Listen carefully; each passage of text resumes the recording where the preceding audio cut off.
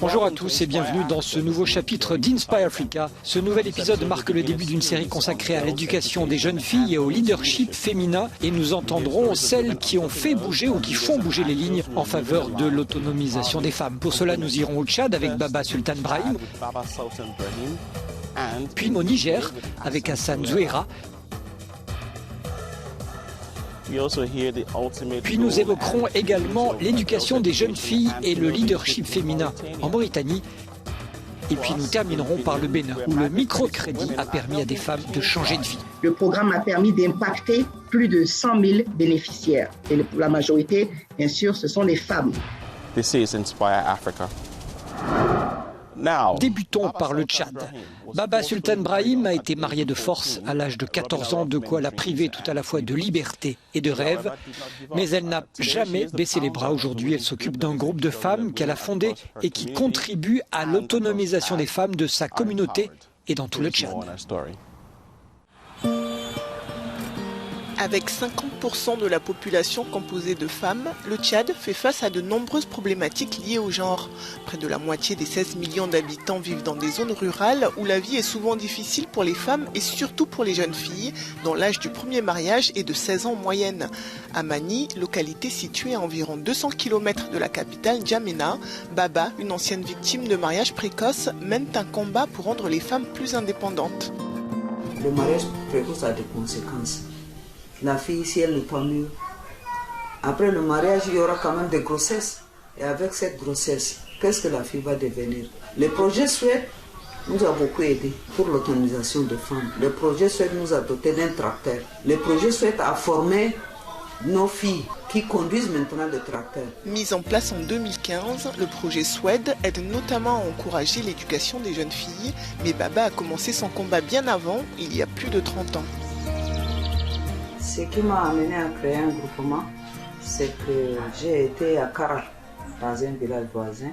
Il y avait une Belge du nom Anita. Et j'ai dit, mais vous allez nous assister aussi à Mani, est-ce que ce sera possible? Elle me dit, si vous allez vous former en groupement, il faut que les femmes se rassemblent. Quel est un objectif? Et je vais les assister. On a cultivé l'oignon. La première étape, on a trouvé 105 sacs d'oignons. Le poids des traditions est encore lourd, mais pour tenter de garantir l'égalité entre hommes et femmes, en 2015, le Tchad a voté une loi qui interdit le mariage des jeunes filles. Le Tchad a pris des dispositions pour éradiquer ces mauvaises pratiques, notamment la loi interdisant le mariage précoce. Le projet a réussi à faire changer le comportement des parents qui, non seulement envoient les enfants à l'école, les filles à l'école, mais les laissent fréquenter plus longtemps pour devenir elles aussi des responsables au Tchad. Même si les mentalités évoluent au Tchad, le chemin à parcourir pour l'indépendance des femmes est encore long, mais les personnes impliquées dans ce combat ne baissent pas les bras.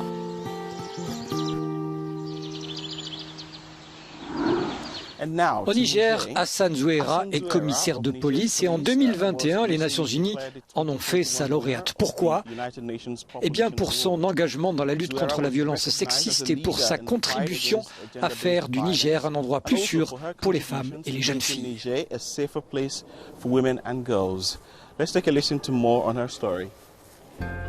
Commissaire de police, Hassan Aoussezé Zouera est aussi une héroïne de la lutte contre les violences liées au genre au Niger. Depuis janvier 2020, elle est la directrice de la division de protection des mineurs et des femmes au sein du commissariat central de Niamey. Ces services enregistrent en moyenne 100 plaintes par mois, pour la plupart des femmes victimes de violences conjugales, de viols et de harcèlement. Sa contribution exceptionnelle aux habitants lui vaut le prix des Nations Unies pour la population de 2021. Je me sens honoré à travers ce prix. C'était des actes que je posais dans le cadre de ma mission de protection. Et je ne me suis jamais dit que je serais distingué un jour pour ça. Je le faisais de manière désintéressée. J'avais envie de travailler, j'avais envie de résoudre les problèmes des personnes qui viennent vers moi. En milieu urbain et rural, les femmes travaillent et ignorent qu'il existe des actions de l'État pour les aider. Avec l'appui financier du projet SWED, le Niger leur propose des activités. Les femmes représentent un peu plus de 51% de la population. C'est dire que toute initiative de développement initiée sans leur participation est voué à l'échec. Et c'est fort de cela que la réalisation de projets comme l'autonomisation des femmes et dividendes démographiques au Sahel, j'ai nommé le SOED, s'est inscrit dans la droite ligne des priorités du gouvernement. En 5 ans de mise en œuvre, plusieurs activités ont été développées par le SOED pour initier cette importante frange de la société nigérienne à la pratique d'activités génératrices de revenus. Avec cette distinction, la commissaire de police Hassana Oussezé Zouera force l'admiration aussi bien auprès de sa hiérarchie, de ses collègues de service ou de la population nigérienne. Si vous venez de nous rejoindre, vous regardez Inspire Africa et je suis Jerry Fisayo Bambi. Aujourd'hui, M. Ousmane Kane est ministre des Affaires économiques et des secteurs productifs en Mauritanie. Il préside également le comité régional de pilotage du projet SOED et il nous rejoint depuis Nouakchott. Merci pour votre disponibilité. Tout d'abord, pourquoi l'éducation des filles et le renforcement du leadership des femmes au Sahel sont-ils des points clés de la campagne Stronger Together de cette année ? L'éducation est la voie par laquelle il faut passer pour tout individu, pour tout enfant, garçon ou fille. Les filles dans le Sahel viennent avec un handicap d'abord culturel, un handicap historique. Et il faut donc s'attaquer à cela. Pour la promotion des jeunes filles, l'éducation c'est la base. Les progrès ont été acquis, encore une fois, depuis la conférence de 1995 à Pékin, mais nous savons que les filles en Afrique, dans le Sahel en particulier, accusent encore un retard substantiel dans le domaine de l'éducation, dans le domaine du leadership, dans nos pays. Et il appartient au programme SOED d'en faire une priorité parce que c'est par là qu'elles acquerront leurs droits. Comment le projet articule-t-il l'aide aux femmes et aux filles pour affronter la pandémie ? D'abord en accompagnant les États dans leurs efforts pour soutenir la population en général. Et il appartient au programme SOED d'insister en particulier sur les actions à mener pour amener les enfants, les filles, à se protéger, à mieux se protéger par la distribution des kits, par un encadrement plus rapproché, par une sensibilisation ciblée sur ces jeunes filles. Donc, il s'agit de les protéger davantage. Je dois dire que, contrairement à d'autres régions du monde, le Sahel n'a pas été tellement victime pendant cette pandémie de la violence, enfin, du fait de la pandémie en tout cas, de la violence basée sur le genre contre les jeunes filles. Mais ceci aussi est un souci de SOED. Il faudrait bien protéger les enfants. Monsieur Kane, quel est votre objectif principal en faveur de l'éducation des filles et du leadership féminin ? Comme vous, comme n'importe quel citoyen africain, de voir nos sœurs, nos filles, nos petites filles recouvrer leurs droits, bien épanouies, bien éduquées, occupant les fonctions qu'elles méritent dans la société, dans tous les domaines, dans le domaine économique, dans le domaine social, dans le domaine politique. Je rêve qu'elles croient en elles-mêmes, qu'elles croient en leur capacité, en leur potentiel, et qu'elles puissent être dans un environnement qui leur permette de le valoriser. Écoutez, je voudrais vous remercier pour votre disponibilité. Merci. Au revoir. De la Mauritanie, nous passons maintenant au Bénin, où nous avons avec nous Madame Véronique Tony-Foundé, la ministre des Affaires sociales et de la microfinance. Madame, en tant que femme et ministre, vous incarnez ce leadership féminin dans des domaines clés pour l'autonomisation des femmes. En quoi cela a-t-il valeur d'exemple ? Alors, j'ai un engagement à la fois personnel et professionnel pour l'autonomisation, pour le leadership féminin. Et je pense qu'il est important pour les jeunes générations d'avoir des modèles inspirants, car les modèles jouent un rôle prépondérant dans notre vision des choses et peuvent aider à déconstruire les clichés, les stéréotypes et qui tendent en fait à perpétuer les normes sociales inégalitaires dans notre société. Et c'est d'ailleurs la raison pour laquelle j'ai très tôt déployé au sein de mon département ministériel, la campagne Agbazaché, qui veut dire mon corps, je dois en prendre soin, qui permet de sillonner plusieurs établissements scolaires, d'aller à la rencontre des jeunes filles, des adolescentes pour dialoguer avec elles, pour les encourager en quelque sorte à développer l'estime d'elles-mêmes, à adopter des comportements responsables en identifiant les risques, à fuir les solutions de facilité qui sont éphémères et surtout à les exhorter à croire qu'elles ont toute la chance de réussir à force de travail et de détermination.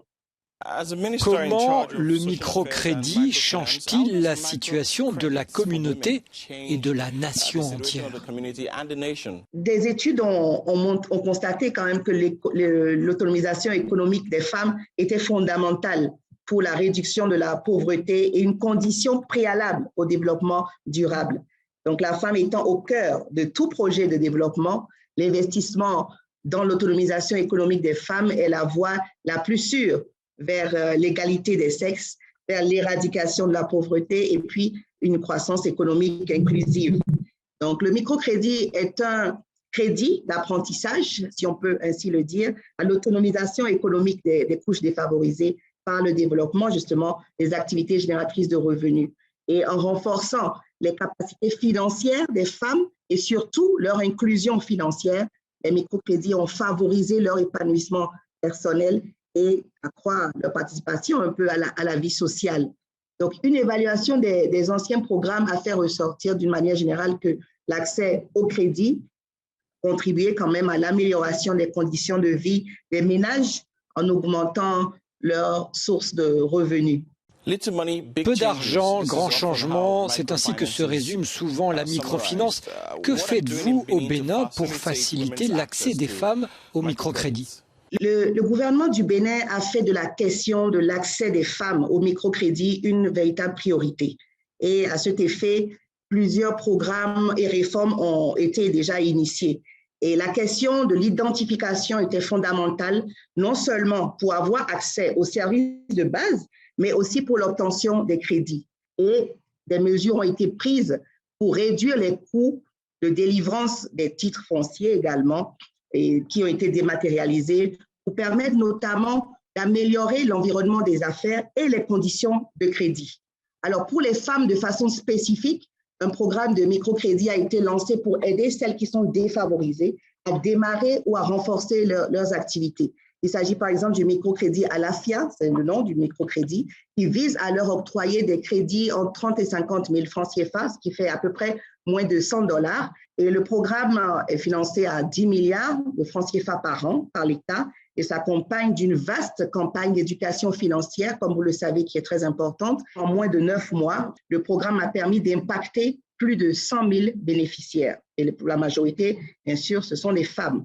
Donc, le même programme a permis de délivrer des documents d'identification biométrique à plus de 30 000 femmes pour leur permettre d'avoir accès à d'autres services essentiels par ailleurs. Madame, je tiens à vous remercier pour votre disponibilité. C'est moi qui vous remercie. Et voilà, c'est tout pour cet épisode spécial d'Inspire Africa. Pour en savoir plus, rendez-vous sur Inspire Africa dans la section programme sur africanews.com. À la prochaine.